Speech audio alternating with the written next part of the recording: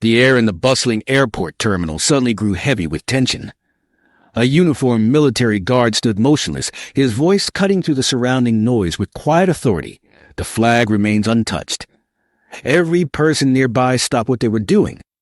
Cell phones were lowered, conversation ceased, and all eyes turned toward the scene unfolding before them.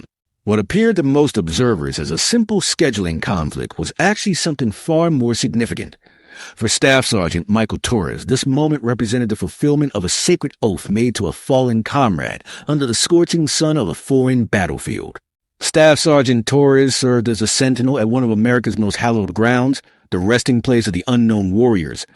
Today, however, his duty had brought him to this chaotic transportation hub. His mission ensured the dignified return of fallen soldier Lieutenant Marcus Rivera, a young man whose laughter once echoed through military barracks and whose courage had saved countless lives. The bond between Torres and Rivera had been forged through shared hardships and mutual respect. During their final conversation before Rivera's last deployment, the young lieutenant had made a simple request. "If something happens to me, Mike, make sure I come home with dignity. No shortcuts, no hidden passages. Let people see what sacrifice looks like." That conversation now drove every decision Torres made as he stood guard over his friend's flag-draped remains. Across the terminal, an elderly woman named Rosa Rivera waited with her young granddaughter Sophia. Rosa had witnessed too many wars as a military family member, first sending her husband to combat, then watching her son follow the same path. Her weathered hands, which had once packed countless care packages, now trembled as she held Sophia's small fingers. "Abuela, is that Papa Marcus coming home?" the child asked, her innocent voice carrying across the space. Rosa could only nod, her throat too constricted with emotion to form words. She had prepared for this moment, yet nothing could have readied her heart for the reality of saying farewell to her beloved son. Meanwhile, in the airport's administrative offices, Operations Director Richard Coleman paced anxiously. His reputation was built on maintaining flawless scheduling efficiency. Every delayed departure, every disrupted passenger flow appeared on his performance metrics like a stain on his record. "This military ceremony cannot proceed through our main thoroughfare," he declared to his assistant. "We have service passages specifically designed for these situations. Redirect them immediately." His assistant, Maria Santos, hesitated. "Sir, the airport authority has already approved the primary route for this honor procession." Coleman's frustration mounted. "This facility operates on precision timing, not ceremonial displays. Calculate the passenger impact. We cannot afford these delays during peak hours." As the solemn procession began moving through the terminal, Coleman intercepted them with clipboard in hand and determination in his stride. The sight was striking, a corridor of respect forming naturally as travelers recognized the gravity of the moment. "Sergeant," Coleman addressed Torres, "I've prepared an alternate pathway that will expedite this process without disrupting our operations." He unfolded the detailed facility map, indicating a highlighted route through maintenance corridors. Torres' response was immediate and unwavering. "Lieutenant Rivera served our nation with honor. His final journey home will reflect that same honor through the main terminal." The operations director pressed his point. These service routes exist precisely for logistics that shouldn't interfere with regular passenger traffic. "There is nothing routine about escorting a fallen hero," Torres replied, his voice steady but carrying unmistakable authority. "Lieutenant Rivera will receive full military honors, including passage through the primary concourse." Tensions escalated as Coleman insisted on his alternative route. In his frustration, he reached toward the flag covering the casket, perhaps to emphasize his point, perhaps to assert his authority over the situation. The reaction was instantaneous. Torres moved with practiced precision, gently but firmly intercepting Coleman's hand before it could make contact. "The flag remains untouched," Torres stated, his words carrying the weight of centuries of military tradition. The surrounding crowd fell completely silent.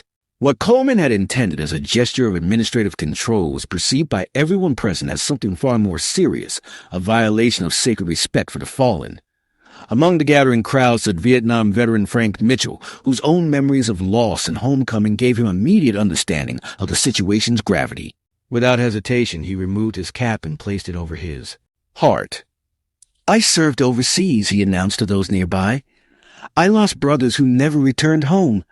This young soldier deserves better than being hidden away like cargo.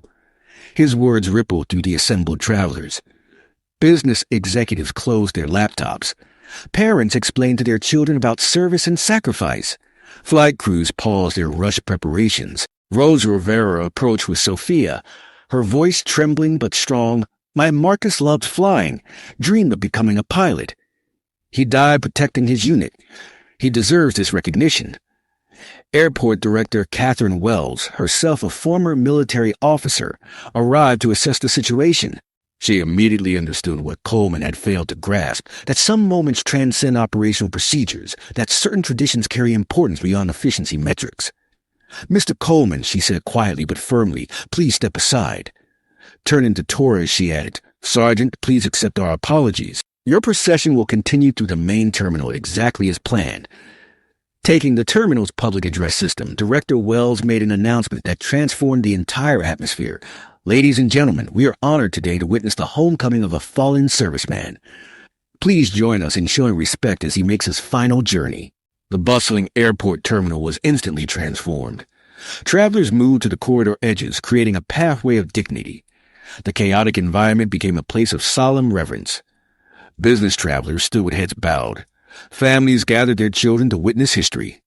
Airport personnel abandoned their posts to form honor lines. The journey's end as the procession moved through this corridor of respect. Not a single phone was raised, not a word spoken. The terminal's usual announcement seemed to pause, as if the building itself recognized the moment's significance. Outside, a military hearse waited in dignified silence. As Rivera's remains were carefully transferred, Rosa approached with Sophia, who carried a single white flower. Thank you for keeping your word, Rosa told Torres, pressing a small photo into his hand, Marcus in uniform, smiling with pride. Sophia stepped forward and placed her flower on the casket. Rest now, Papa Marcus, she whispered. Even Coleman approached, his clipboard abandoned, his head bowed in newfound understanding. Sergeant, I was wrong. I failed to comprehend what this meant. Torres acknowledged him with a respectful nod, offering silent forgiveness for the earlier conflict. That evening, Torres returned to his post at the tomb of the unknown soldier. Under starlit sky, he resumed his measured pace 21 steps, turned, paused, 21 steps again. The rhythm of duty, the heartbeat of remembrance. In a world that rushes forward relentlessly, some individuals stand still to honor those who sacrifice everything. This is their story, a reminder that dignity, respect, and sacred promises transcend scheduling concerns and operational efficiency. Let us remember not only their names, but their courage. For Marcus, for every warrior who never returned home, and for those guardians who ensure their memory remains untarnished. This tale reminds us that in places like the tomb of the unknown soldier, where every step carries meaning and every gesture holds purpose, the greatest tribute to the fallen is standing firm in defense of their honor. Take a moment today to remember. Think of Torres, of Rivera, of countless heroes whose sacrifice enables our freedom.